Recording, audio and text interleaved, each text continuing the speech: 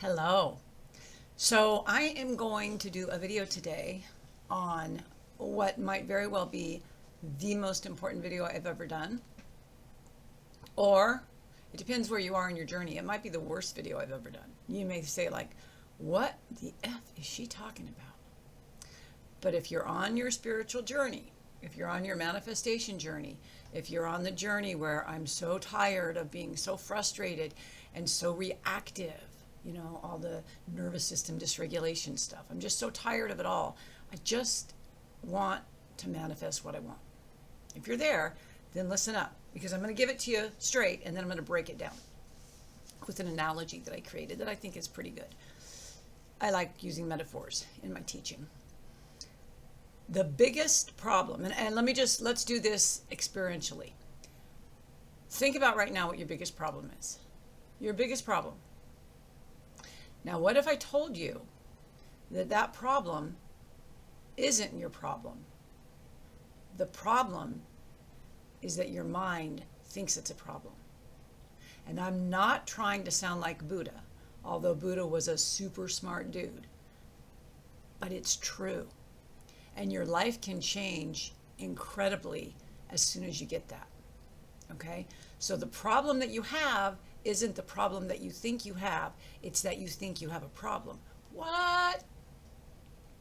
And here's the scientific fact. And I looked this up the other day. I pulled up 26 studies from across different realms of science, including quantum physics, neuroscience, social science, psychology, psychiatry, medical, and lots of science. Lots of quantum physics. Consciousness is not just creating reality. Your reality is your consciousness reflected outward, projected outward, reflecting back. And I say that all the time. And I think we're so used to hearing it from, you know, reading self-help books and seeing the cool memes and The Secret and all of the stuff. But are you really getting it? Think about it. What you are living in this moment is but a reflection, a projection and a reflection of what is in here. And think about how ridiculous it is to look at the things that happen to you or the people that come into your life and to say, that's the problem, that's the problem, that's why I'm not happy, that's why I'm upset. You created it. So step one, this is a two-step process. Step one is to stop thinking the problem is the problem. The problem isn't the problem. The problem is that you think the problem is the problem. That's number one. And you know what? Most people cannot make it past that. Why? I spent 40, 50 years in the same position. It wasn't until, I don't know who said it or how many thousands of times I read it, that it clicked for me. But we have free will. That problem, you can right now say, it's not going to be a problem for me. I'm not going, I have control of my conscious brain. And granted, it's only 5% of your thinking, but that 5% is pretty powerful. So I'm not going to focus on that problem. And now it's not a problem. And I won't get into the fact that most of the problems that we have and we futurize and we catastrophize, it never comes true anyway, 99% of the time. But it keeps our brain busy. And if our brain is busy, if our brain's busy, our mind can't do step two. And step two is to project your preferences. Number one is to take your mind off what you perceive to be the problem that's not even a problem. And number two is to project your preferences. So here's a problem. Let me just use an example. My client just fired me, or my boss just fired me. Oh, that's a problem. What will I do? I'll go hungry, blah, blah, blah. So the mind said, hello, let me take hold of the bus.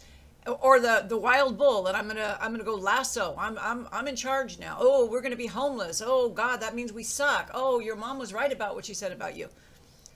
And that monkey mind just takes over. The problem wasn't that you got fired or that you got let go of. The problem is that your mind thinks that's a problem. So at any given time, you have the right to say, okay, that happened. I can do some exploration into how I feel and what may have attracted that, or I cannot waste any precious time on that. And instead, I can change my focus and I can project outward my preference. And 9 out of 10 times, well, I'll say 8 out of 10 times, your preference is not going to be that you didn't get fired. You may think it is, but that's just your ego mind. There was something underneath there that you didn't want that job or that client to begin with. Even if you don't want to admit it, and that's okay. I'm not here to tell you that you're wrong. I'm just saying that when that happens, suck it up, stop thinking about it, take care of business, whatever you need to do. I'm not saying if you get a big bill from the IRS, go thumbs up to the IRS and just ignore it. I'm not saying that. Make your payment schedule. Do what you need to do. Pay the bill. But don't join a Facebook group about it. Don't sit there and catastrophize how horrible it's going to be. Isn't life terrible? You're using and wasting your precious time and energy on a problem that's not the problem, because the problem is what you think about the problem. That's number one. Number two is now to project what you would like. A client fires me. That's fine. It's over. There's nothing I can do to change it. That's the first question. Can I change it? No, if you can't. If I can change it by making a phone call or doing something differently and I want to change it, I will. But if it's out of my hands, the deed is already done and I can't change it, let it go. I'm like Elsa on Frozen. Let it go. Let it go. Just let it go. Because now you have something really fantastic. You have a mind. You have an imagination. You have a heart. You have preferences and you have free will. So instead of belly aching, making that problem this colossal, monumental, my life is over, instead of doing that, you have the right, the option, and all the tools to say, what would I prefer? What is my preference? My preference is to attract 5 new clients that totally trust me, that are not so super nitpicky. That's what I prefer. Now, riddle me this, Batman. What feels better? Sitting here sulking about the problem that's not even the problem, feeling bad about it, making it, the center of your universe, or putting it aside and now saturating yourself, basking in the feeling and the idea and the image of you having these wonderful new clients that will not drive you up the wall like this boss or this client was probably doing anyway. That's just my guess. Now you're feeling really good. Now your frequency is matched to those new clients or that new job. Do you see? When we're belly aching about what happened that we can't change, and the problem is really our reaction to a situation that wasn't probably even personal, we just think it was, our frequency is down in the dumps. And baby, when it rains, it pours. So if your frequency is down in the dumps, what do you think you're going to attract more of? You're going to attract more people that are going to fire you, or more bosses that are going to, nitpick you, whatever it is. But if I just detach from that, I'm not going to deal with it. I'll do what I need to do, and I'm going to put all of my attention, all of my focus on what I prefer. And I'm going to live in that frequency, no matter what's going on around me. This is not Pollyanna, people. This is making a conscious choice. Like I just said, 27 studies that prove consciousness creates reality. So the very first moment when I see this new beautiful situation, is it automatically going to be there? No. But that's where most people fail. And I say most people most people fail because they won't detach from the problem. But of the people who do understand this and detach, most of them will give up after the first couple of tries. They'll be like, okay, well, I did what Tamara said, and I'm really projecting. This is how I want it to be. But look, there's no evidence of it. It sucks. That's not doing it right. You persist. You insist. You are consistent. You're like, this is the reality that I'm perceiving. This is how I see it. Just because that person said no, I heard a yes. And I'm going to keep hearing a yes. I'm going to keep hearing a yes until my ears are hearing a yes. Because you've changed your frequency and you've changed your consciousness. You don't need to spend 10 years in therapy, and you don't need to be hypnotized, and you don't need to go to 15, 7-hour meditation a day workshops. You just need to make a conscious choice that you're not going to have this problem. You're going to create this solution. It's so easy, but it's so hard because we don't understand that we don't need to worry about the problem that's not a problem. We think that we will not survive if we don't put all of our attention, text all our friends, tell everyone we know. That's not true. That's perpetuating it, and it's perpetuating that frequency. So I'm going to give you the little metaphor that I came up with because I think it's really good.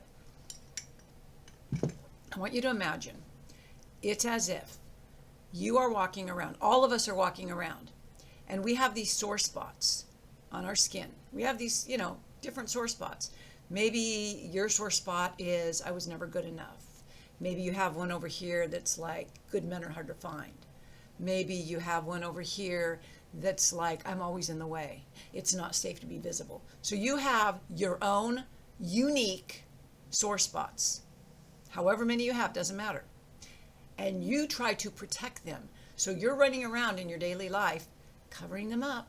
Nobody touched my sore spots. But what you don't realize is those sore spots are magnets. And so for this sore spot right here, I'm not good enough. You're going to attract all the situations and all the people that validate that sore spot because it's a magnet. And you're going to be like, oh my God, what's happening? They keep they keep bumping into my sore spot. They're making it worse. And it's getting bigger and bigger and bigger. It's because instead of asking yourself, why did that hurt? What part of me did that hurt? What caused that? How working on it that way, we say, you did it. You hit that sore spot. Shame on you. Get away from me. Get away from me. We're putting all our time and attention on pushing away the people that poke our sore spots when all we have to do is take our protective sheet off or our Band-Aid and let the sore spot breathe and heal. So when someone runs into your sore spot, instead of spending all of your time and attention being like, this is the problem, you did it, it's your fault, I hate them, blah, blah, blah, blah, blah, you're like, okay, they hit my sore spot, but my sore spot's a magnet. So this isn't about them at all. At all. So take your mind off of it. Take your energy off of it. Take your attention off of it. If you need to deal with something, I'm not saying let people walk all over you. I'm saying deal with what you need to deal with. But don't let it own your mind. This is your real estate. And chances are good, if you're human, like most of us are, that you're spending all of your time, inordinate amounts of energy on the problem. So push the problem away. Let the sore spot breathe. Give it some love. Recognize that as long as you let it out in the air and you're like, okay, I have this belief that I'm not good enough. That's so interesting. Then we can, I'm not saying we, but then you can do some collapse work on it. And you can say, is that really true? Where did I first get that idea? Do some journaling on it. Do some meditating on it. And then you'll realize that the next time you look down, it's not even there anymore because you've applied the salve, like the ointment. And the ointment is, I am going to live in the frequency of not this problem being solved, because that's still in the problem consciousness. I'm going to create what I would prefer, my preferences in this area. And I'm going to create it with such intensity and desire and joy and gratitude that this is going to heal up just like that, because now I'm living in this new reality. And you have to be, like I said, persistent and consistent. The first time that someone else tries to come over and bump into that sore spot, you can't be like, oh, this doesn't work. This works. This has been what Buddha and Jesus and all the spiritual teachers forever have been teaching. The mind is the problem. It's not the problem you think is the problem. And when you get that and you realize you're in charge of what you think and you replace it, because nature abhors a vacuum. You can't just say, okay, I'm not going to think about the pink elephant. Then you're going to see a pink elephant. I'm not asking you to do that. I'm saying the problem is that I keep thinking about this. So let me replace it with what I prefer. And let me bask in the emotion and the frequency of what I prefer. And stay there. And don't let anyone take you out of it. Nobody has that right.